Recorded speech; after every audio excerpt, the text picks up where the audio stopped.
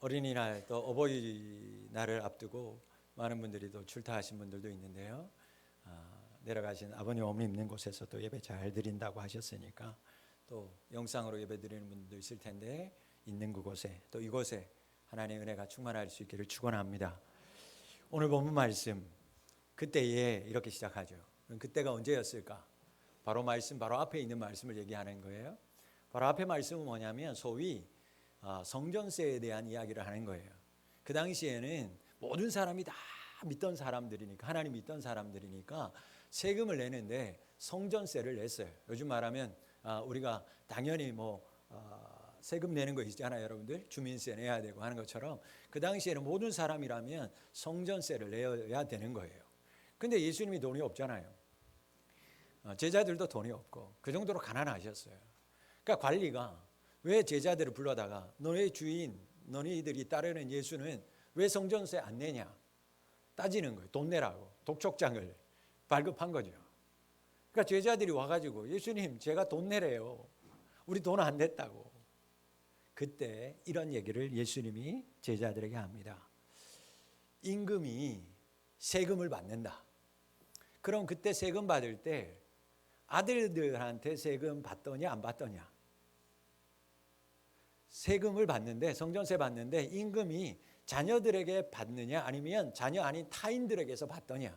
베드로가 이렇게 얘기합니다. 그 당시에 자녀들은 세금 안 냈으니까 당연히 임금의 자녀들은 세금 안 내죠. 예수님. 일반 백성들만 세금 냅니다. 그렇지. 당연히 아들들은 임금이니까 아들들의 세금은 면하여 준다. 이 이야기가 바로 오늘 본문 바로 앞에 나오는 말씀이에요. 여러분 이 말씀 속에서 숨겨져 있는 뜻이 뭐냐면 이 얘기입니다. 제자들아 너희들이 실은 누구냐면 임금의 자녀들이야. 너희들이 하나님의 자녀야. 하나님 나라 가면 너희들이 가장 권세 있고 힘 있는 자들이야. 이 땅에서는 우리가 세금 못 낸다고 도촉장도 받고 우리가 좀 부끄럽게 살지만 너희들 실상은 하나님 나라의 자녀야. 너희 아버지가 하나님이니까. 그 얘기를 하는 거예요. 그래서 원칙상 우리가 다 하나님의 자녀니까 하나님의 나라에 속한 제자들, 하나님의 왕 같은 제사장이니까 세상에 있는 세금, 질서, 세상의 전통 따르지 않아도 된다. 그런데 예수님이 제자들에게 이렇게 얘기하는 거예요.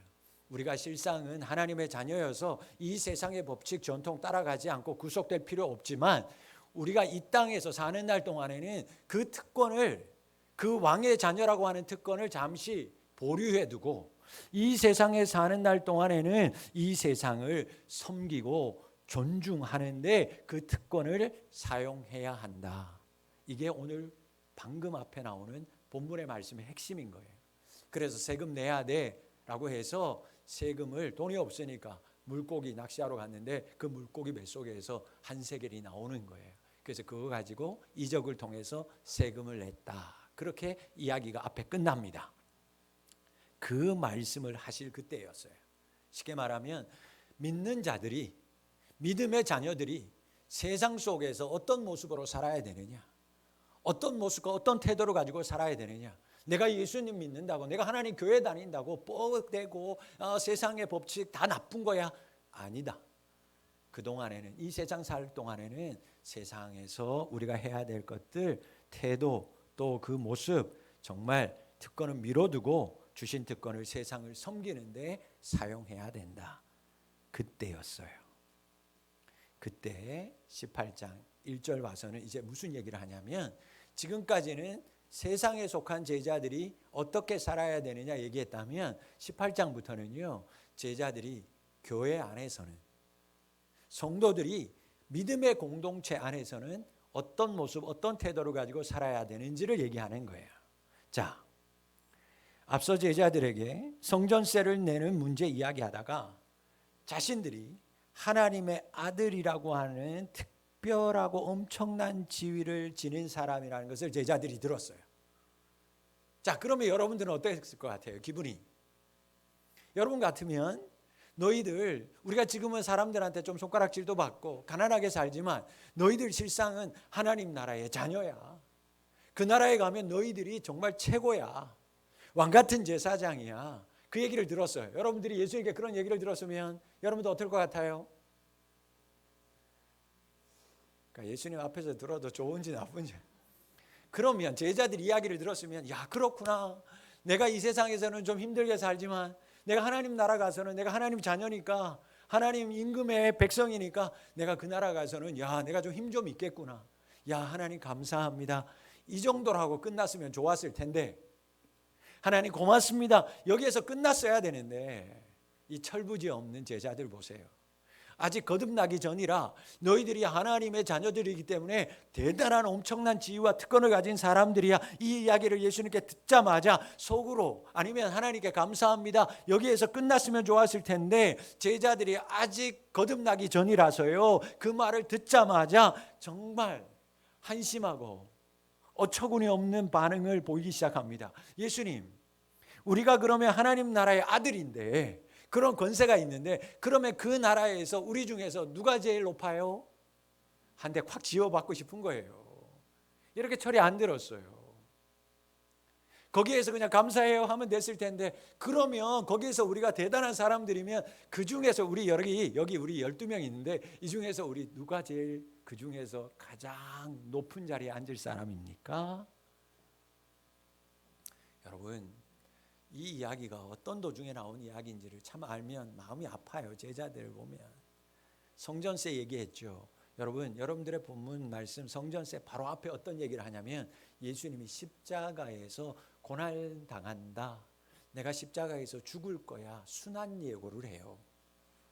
십자가에 달려 돌아가실 이야기를 한다고요. 그래서 지금 이 18장 이야기도요. 예수님 십자가에 달리시기 위해서 예루살렘으로 가는 길에서 이야기하는 내용이었어요. 그 십자가 진다라는 이야기는 벌써 다 새까맣게 잊어버리고 권세가 있다라는 이야기만 듣고요. 자기들이 천국에서 지위를 가진 자가 되었다라는 말을 듣자마자 예수님 십자가 진다라는 얘기는 다 1도 관심 없어요. 천국에서 큰 자 누굽니까? 이것만 관심을 가지고 있었어요. 이런 일이 조금 있다가 또 일어납니다. 마태복음 20장 가보면요, 예수님이 이제 진짜 십자가 지시기 바로 직전, 예루살렘에 입성하기 바로 직전에 제자들에게 또 이야기합니다. 나 십자가 질 거야. 나 고난당할 거야. 십자가에서 3일 만에 죽었다가 부활해. 그 이야기를 순환당할 것을, 고난당할 것을, 십자가에서 물과 피를 다 흘릴 것을 얘기해요. 그런데 그렇게 얘기하는 그 와중에 이 제자들이요, 자기 말 듣고 예수님이 누가 큰지 얘기해 주지 않으니까 이번에는 누굴 데리고 옵니까? 엄마 데리고 와요. 엄마 데리고 와가지고 엄마하고 자녀들 둘을 데리고 나서 예수님께 그 엄마가 이렇게 얘기합니다. 하나님 나라가 임하면 예수님, 우리 아들 하나는 예수님 옆에 오른쪽에, 하나는 예수님 왼편에, 하나는 좌의정 시켜주고요, 하나는 우의정 시켜주세요. 그 얘기하는 거예요. 답답합니다. 이런 황당하고 어이가 없는 제자들의 반응, 실망스러운 제자들의 태도를 본 예수님이요, 제자들에게 하시는 말씀이 오늘 본문 말씀입니다. 예수님이 천국에서 누가 큽니까? 제자들 질문에 어린아이를 잠시 불러다가 제자들 한가운데 세워놓고 이렇게 얘기합니다. 너희가 지금 이 중간에 있는 어린아이와 같지 않으면, 어린아이와 같이 되지 않으면 결단코 절대 천국에 들어갈 수 없다. 단호하게 얘기했어요. 천국에서 크고 작고를 떠나지 않고 이 어린아이와 같지 않으면 천국에 아예 들어가지도 못한다. 여러분, 오늘 예수님은 어린아이를 세우고요, 무슨 얘기를 하냐면 하나님 나라 천국 이야기합니다. 부자가 들어가기에 그렇게나 어렵고 힘든 하나님 나라에 들어가는 자가 되는 뿐만 아니라 하나님 나라 천국에서 큰 자가 되는 비결, 어린아이, 작은 어린아이를 세워두고 예수님이 제자들에게 말씀합니다. 제자들의 질문합니다. 하나님이 왕 되시는 그 나라, 그 천국에 대한 질문. 그래서 예수님은 그 나라, 하나님 왕국 되는 천국에 대한 나라에 기준이 있다. 그 나라에 들어가려면, 그리고 그 나라에서 큰 자 상 받는 사람이 되려면 그 기준을 얘기하는데, 그 기준으로 누구를 세웠다고요? 어린아이 하나를 세웠다, 그 얘기예요. 여러분, 세상하고는 다른 기준이었습니다. 세상에서 인정받는 사람, 소위 잘 나가는 사람, 돈 많고 명예 많고 힘 있는 사람. 그러나 하나님의 나라의 기준은 세상과 달랐어요. 오늘 5월 5일 어린이날, 교회에서는 어린이 주일로 지켜요. 여러분, 사실 지금은 어린이가 나라의 미래다, 주인공이다. 한 집에 한 명, 두 명밖에 없으니까, 요즘은 뭐 두 가정에 한 명 정도 낳으니까 얼마나 귀해요. 왕으로 섬깁니다. 소중하게 여겨요. 그런데 여러분, 그렇게 된 지 우리나라 불과 얼마나 됐어요? 이 자리에 계신 분들도 마찬가지지만 우리 자리에 있는 아버님, 어머님들 때, 그 어릴 때 고생 사람 취급 못 받았다니까요. 방정환 선생님, 어린이날 만드신 분이 어린이날이 있다라는 것을 우리나라에 처음 선포한 게 1922년이에요. 1920년대 태어나신 분 계신가요? 22년도에 어린이날이라는 것을 처음 선포했어요. 그리고 그 다음 이듬해 23년 5월 1일 날, 그때는 쉬는 날도 아니었고 노동자의 날이었던 5월 1일 날을 어린이날이라고 정했어요. 그게 시작이었어요. 쉬는 날도 아니었습니다. 그나마 그렇게 가다가 일제치하에서는 어린이날이 아예 사라졌어요. 해방 후에 1946년도 5월 5일 다시 어린이날이 지정되고요. 이렇게 우리가 빨간 날, 법정 공휴일이 돼서 어린이날 다 쉬게 되는 것은 1976년, 그때서야 어린이날이 법정 공휴일로 선포되어서 이렇게 우리가 쉬는 날이 된 거예요. 여러분, 불과 몇 년 되지 않았어요. 몇십 년 되지 않았어요. 제가 좀 찾아봤습니다. 어린이날이라고 하는 이 날을 만들기 이전에는요, 우리나라에 어린이라고 하는 낱말도 없었어요.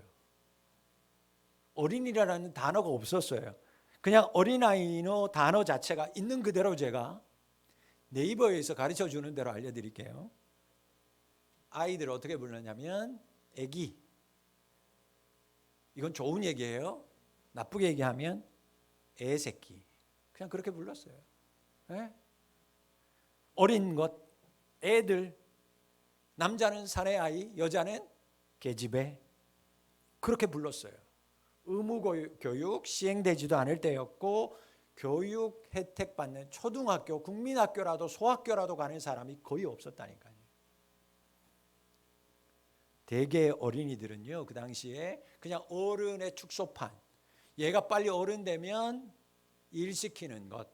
그래서 여러분, 어릴 때 최소한의 돌봄만 받으면 곧바로 뭐하러 갔습니까? 농사 지으러 가거나 도시로 나가서 공장에서 일을 해서 돈 벌어서 집에 보내는 것. 그게 아이들 길러서 부모님들이 하는 일이었어요. 불과 5, 60년 전이에요. 60, 70년 전에. 일제시대만 생각해도 40년대, 30년대만 생각해도 여러분, 일부 소수 부잣집 자제들 외에는 어린이들 제대로 교육받을 일 없었고요. 물질적, 시간적 여유가 없었어요. 어린이날 처음 제정됐을 때 한 30년대 때 어린이들이요, 운동가들이 있을 거 아니에요. 그 방정환 선생님이랑 그 어린이들 운동가들이 구호를 하나 만들었어요. 제발 이런 나라가 되게 해주세요. 이런 어린이가 되게 해주세요. 그러면서 어른들한테 가르치는 구호가 있었습니다. 구호가 이랬어요. 욕하지 말고, 때리지 말고, 부리지 말자. 그 당시에 애들 얼마나 때렸으면, 얼마나 욕했으면, 얼마나 일부렸으면 그 당시에 구호가 그거였어요. 제발 어른들, 애들 때리지 맙시다. 부리지 맙시다. 욕하지 맙시다.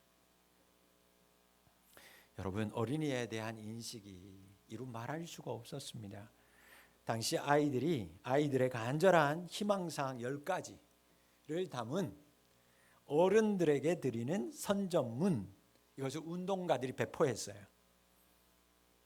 운동가들이 우리 아이들이 바라는 희망사항입니다 해가지고 10가지 희망사항, 그것도 간절한 희망사항, 잘 들어보세요. 몇 가지만 얘기해 줄게요. 이발이나 목욕을 때맞춰 해주세요. 잠자는 것과 운동하는 것을 충분하게 하게 해주세요. 산보와 소풍을 가끔 해주세요. 여러분, 이 이야기 들으면서 제가 무슨 생각이 난 줄 알아요? 요즘 강아지 홍보하는 것 같다, 그런 생각이 들었어요. 다시 한번, 이게 사람한테 할 얘기인가 강아지한테 하는 얘기인가? 잠자는 것과 운동하는 것 충분하게 해주시고, 이발이나 목욕 때 맞춰 해주고, 산보 소풍 가끔 시켜주세요. 이게 그 당시 어린이 운동가들이 어른들한테 제발, 아이들이 간절히 바라는 소원 10가지입니다. 그 중에 3가지를 제가 말씀드린 거예요. 열악했습니다. 그런데 여러분, 제가 이 얘기를 왜 장황하게 하냐면, 불과 우리나라 5, 60년 전에 이랬는데 예수님 당시 어린아이는 어떻겠냐, 그 얘기예요. 2000년 전에 어린아이 숫자에도 안 들어갔어요. 어린아이는 그냥 있는지 없는지 세지도 않았어요. 그런데 예수님께서 2000년 전에 그 아이를 제자들의 중간에다가 세운 다음에 단호하게 얘기합니다. 이 세상과 하나님 나라의 기준은 다르다. 하나님 나라의 기준은 너희들이 보는 저기 비단 옷 입고 있는 부잣집, 그 집 아니고, 이 코울리고 먹을 것도 없어서 야윈, 이 어린아이 같은 나라가 하나님 나라고, 이 어린아이 같아야 하나님 나라에서는 높은 자가 될 수 있다. 여러분, 하나님 나라에서는 그래야 하지 않겠어요? 여러분, 하나님 나라에서는 그래야 맞는 거 아니겠습니까?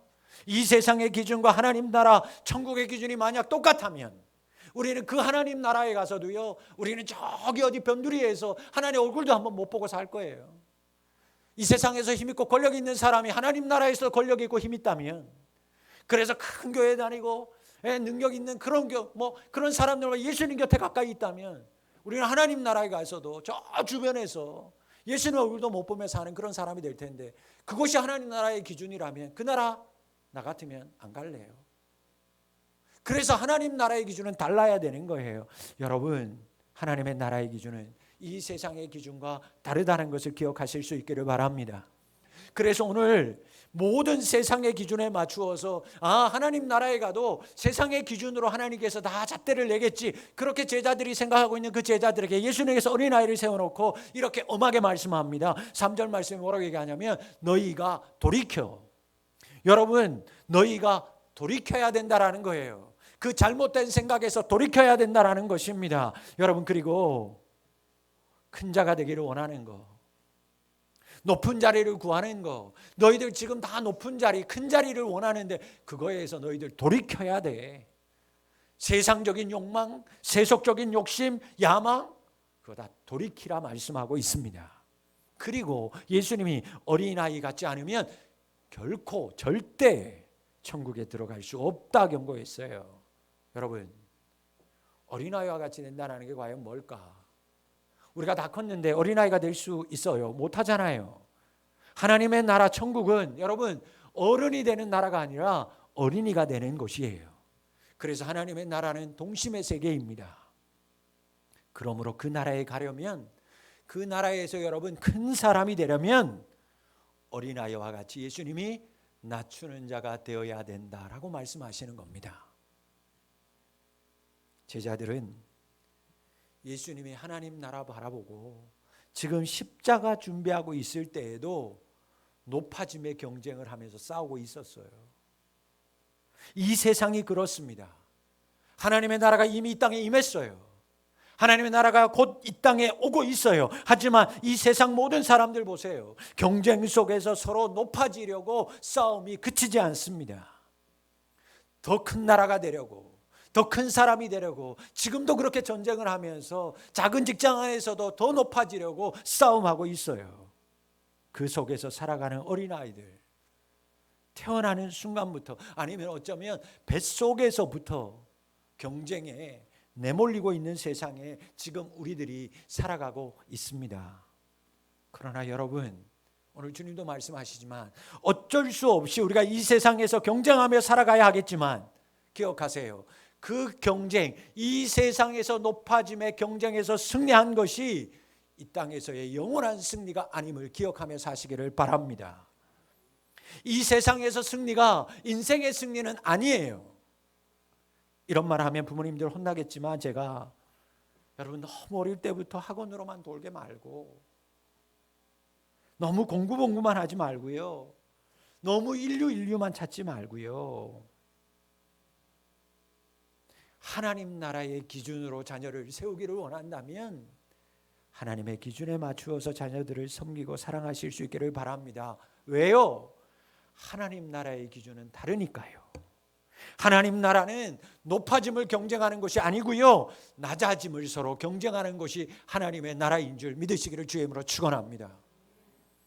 말씀을 준비하면서요, 제가 쓸데없는 걱정이 되는 거예요. 이 땅에서 매일마다 높아짐을 경쟁하다가 천국은 낮아짐을 경쟁하는 곳이라는데, 내가 천국에 갔긴 갔는데 거기 가면 다 낮아짐을 경쟁한다는데, 이 세상에서 내가 높아짐만 경쟁하다가 천국 가서 적응 못하면 어떡할까? 학생들이 어느 학교에서 적응 못해서 어느 학교로 전학 갔는데, 그 전학 갔는 데서 적응 또 못하면 또 다른 학교로 전학 보낸다는데, 내가 이 땅에서 경쟁만 하다가 하나님 나라 가서는 서로 섬기는 나라인데 거기서 내가 만약 적응 못하면 어떡할까? 쓸데없는 생각을 하게 되더라니까요. 여러분, 제자는요, 성도는요, 교회는 하나님 나라 기준 잊지 않고 살아야 될 줄 믿습니다. 천국의 지점인 이 나라, 천국의 지점이라고 하는 교회, 이 땅에서 하나님 나라를 이루며 살아가는 것, 그것이 우리가 정말 해야 할 일인데, 이 땅에서 우리가 교회에서도 경쟁만 하고 높아지기만 하다가 그렇게 사는 게 과연 하나님의 뜻에 합당하게 사는 거 맞을까? 아니잖아요. 우리는 여러분, 새 나라, 새 시대에 하나님 나라의 기준에 맞는 자로 살아야 될 줄 믿습니다. 이처럼 천국에서 큰 자가 되는 비결은요, 낮아지는 것입니다. 하나님 나라는 이 세상의 기준을 따라가는 게 아니고 이 세상의 기준을 역전시키는 거예요. 사랑하는 성도 여러분, 이제부터 높아지는 경쟁 멈추고 교회 안에서는, 가정 안에서는, 믿음의 공동체 안에서는 낮아지는 경쟁을 한번 해보시기를 바랍니다. 그래서 세상의 기준을 보란듯이 역전시키는 인생을 한번 살아보시기를 바랍니다. 교회 갔더니 서로 섬기더라. 그 섬김이 세상을 오히려 역전시키는, 그래서 세상 사람들이 교회에 와서 배워야 되겠구나 라고 말할 수 있는 그 경지까지 낮아지는 경쟁하는 성도들 되실 수 있기를 축원합니다. 그렇게 살아가면 세상 사람들한테 칭찬받지 않을 거예요. 한심하다는 말 들을 겁니다. 그렇게 살아서 어떻게 이 험한 세상 살려고, 그렇게 여러분 말 들을 거예요. 그러나 하나님 기준, 낮아짐의 기준으로 살아가는 자가 하나님 나라의 큰 자됨을 기억하며 사실 수 있기를 바랍니다. 마태복음 20장 25절 27절에 하나님이 이렇게 얘기했어요. 예수님 말씀 봅니다. 예수께서 제자들 불러다가 이르시되 이방인의 집권자들이 그들을 임으로 주관하고 그 고관들이 그들에게 권세를 부리는 줄을 너희가 알거니와 너희 중에는 그렇지 않아야 하나니 너희 중에 누구든지 크고자 하는 자는 너희 중에 섬기는 자가 되고 너희 중에 누구든지 으뜸이 되고자 하는 자는 너희의 종이 되어야 하리라. 세상의 대통령, 세상의 국무위원들, 세상의 위치에 있는 사장들 봐라. 다 군림하려고 한다. 그 힘 가지고 다 찍어 누르려고 한다. 그러나 너희들은 그러면 안 돼. 제자들, 믿는 사람, 교회는 그렇게 하면 안 돼. 너희들 왕 되고 싶니? 으뜸되고자 하냐? 그러면 섬겨야지. 종이 되어야지. 여러분, 이 말씀하시고 예수님이 어떤 말씀을 하시는지 아면 그 말씀 마지막에 인자가 온 것은 섬김을 받으려 함이 아니라 섬김하러 이 땅에 왔다. 예수님이 이 땅에 오신 목적을 그때 얘기하는 거예요. 예수님이 이 땅에 왜 왔어요? 여러분 섬기려고. 그래서 종으로 오셨어요.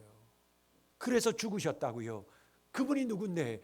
하나님에게 한 분밖에 없는 독생자 예수님이 종으로 오셔서 섬기러 오셨다. 그분의 인생의 목적이었습니다.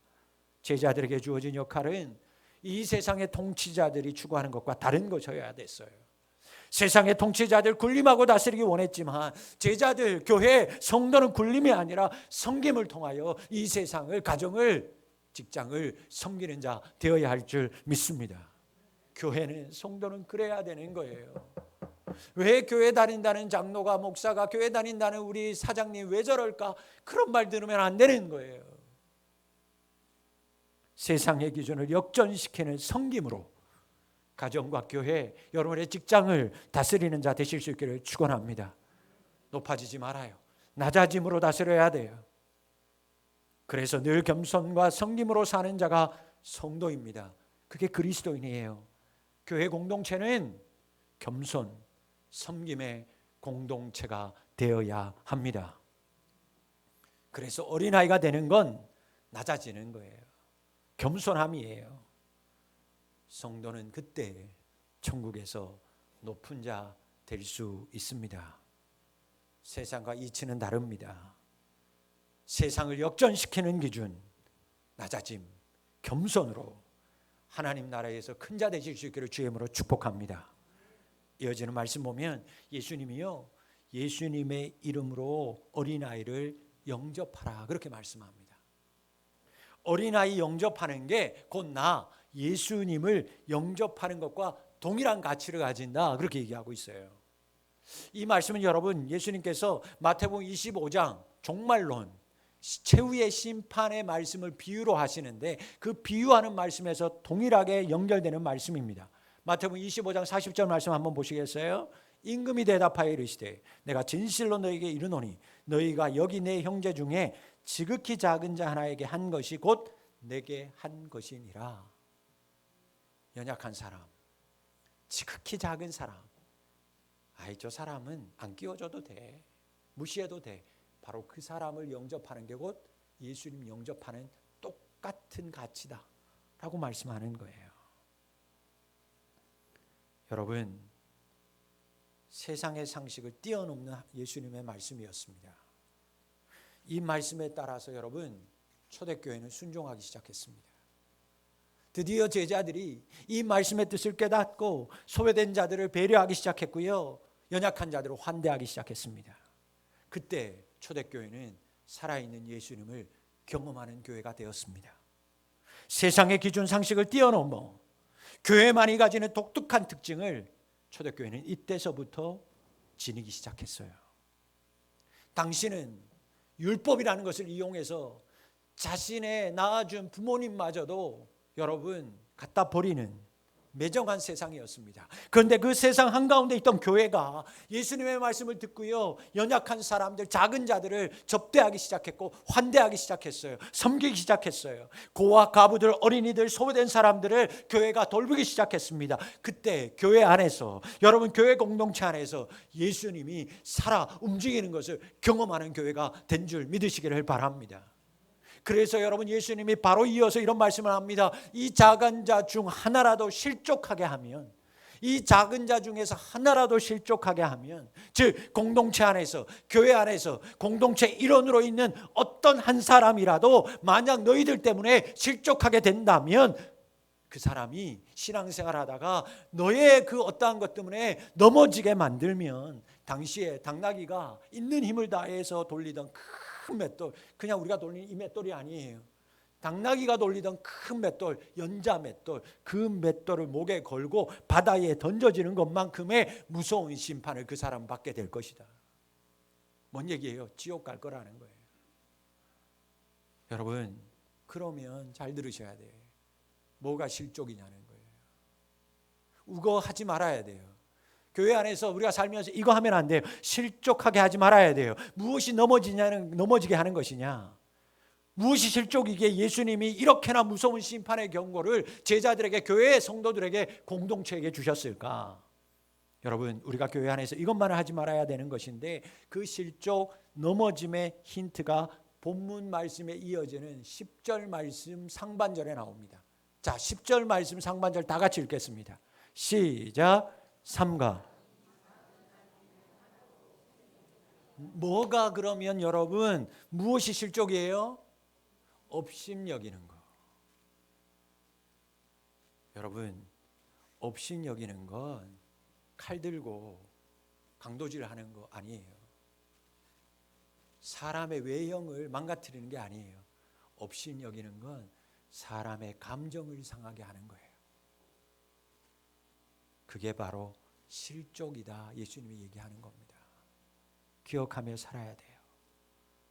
죄를 짓게 하는 것만이 넘어뜨리는 거 아닙니다.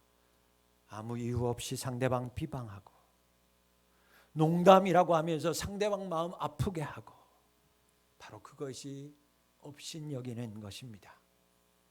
그 비방 때문에, 내가 생각하기에는 별거 아닌 말 한마디, 농담 한마디, 그 소리 때문에 만약 그 상대방 사람의 믿음이 흔들어지고 저버려지게 됐다면 그게 업신여기는 것이요, 그것이야말로 교회 공동체 안에서 매우 심각한 죄, 지옥 갈 정도의 큰 죄라고 예수님이 지금 우리에게 경고하고 있습니다. 아 다르고 어 달라요. 보기 좋다, 보기 좋다, 달라요. 이쁜 옷 입고 왔으면, 야, 구두가 이쁘네, 오늘 이쁜 옷 입고 왔네, 아이고 이쁜 옷 입고 왔네. 달라요. 여러분, 세상에서는 통용되는 말, 세상에서는 통용되는 농담, 교회 안에서는 죄가 되고 비방이 되고 누군가에게는 상처가 된다는 것을 꼭 기억하며 사시기를 바랍니다. 여러분, 예수님에게 어떻게 그렇게 할 수 있어요? 예수님이라면 그런 행동, 그런 말 우리가 어떻게 할 수 있겠어요? 예수님 마태복음 5장 22절 산산수훈에서 이렇게 말씀했어요. 5장 22절입니다. 나는 너희에게 이르노니 형제에게 노하는 자마다 심판을 받게 되고 형제를 대하여 나가라 하는 자는 공회에 잡히게 되고 미련한 놈이라 하는 자는 지옥불에 들어가게 되리라. 여러분, 교회 안에서 화낸 적 없습니까?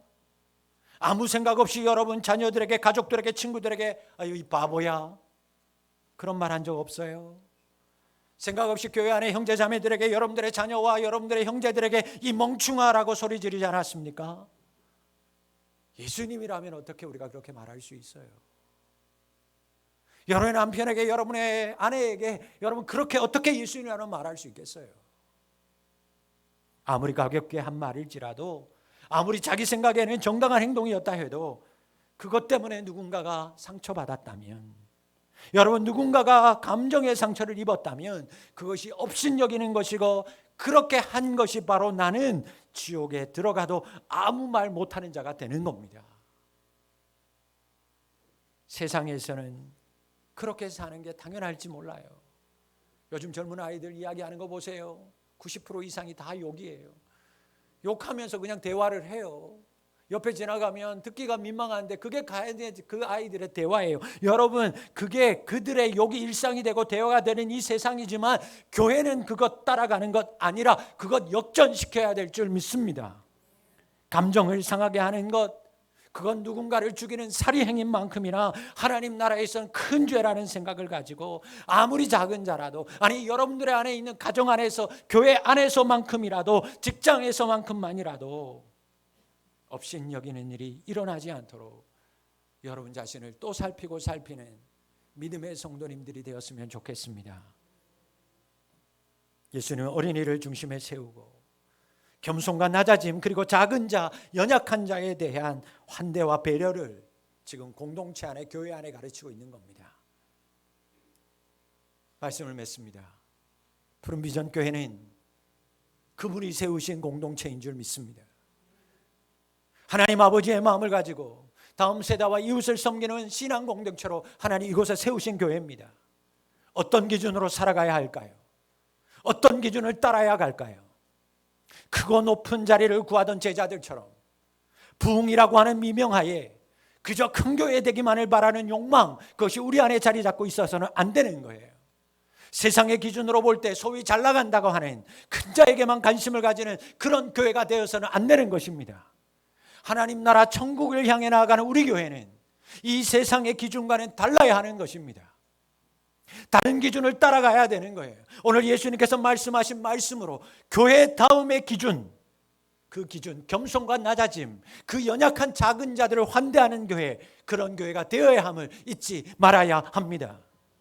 그 기준의 시작이 뭡니까? 먼저 내가 낮아지는 것입니다.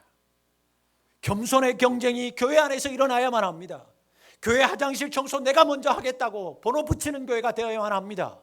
힘든 일, 어려운 일 내가 해야지, 가만히 앉아 있는 것이 아니라 나로부터 내가 그 일을 해야 되겠다라고 교회 안에서 그 낮아짐의 경쟁이 일어나는 교회가 되어야 할 줄 믿습니다. 그리고 우리의 시선이 작은 자에게 관심을 가져야 합니다. 그 작은 자를 어떻게 배려하고 섬기는지가 그 교회의 건강함의 가늠자가 된다는 것을 우리 모든 교회 성도들은 잊지 말고 살아야만 합니다. 감사하게도 지금까지 푸른비전 교회는 어린아이와 같은 작은 자들의 모인 믿음의 공동체로 하나님 여기까지 오게 하셨습니다. 작은 자들인 우리가 이제는 우리보다 더 작은 자들을 섬기고 배려할 때 우리는 이곳에서 매일매일 살아계신 예수님을 경험하게 될 줄 믿습니다. 우리 푸른비전 교회가 앞으로도 어린아이와 같은 교회 되기를 원합니다. 그리고 어린아이와 같은 사람들을 섬기고 배려하고 환대함으로 예수님을 날마다 경험하는 하나님이 기뻐하시는 교회 될 수 있기를 주의 이름으로 축원합니다. 기도합니다. 살아계신 아버지 하나님, 주님의 교회를 이곳에 세우시고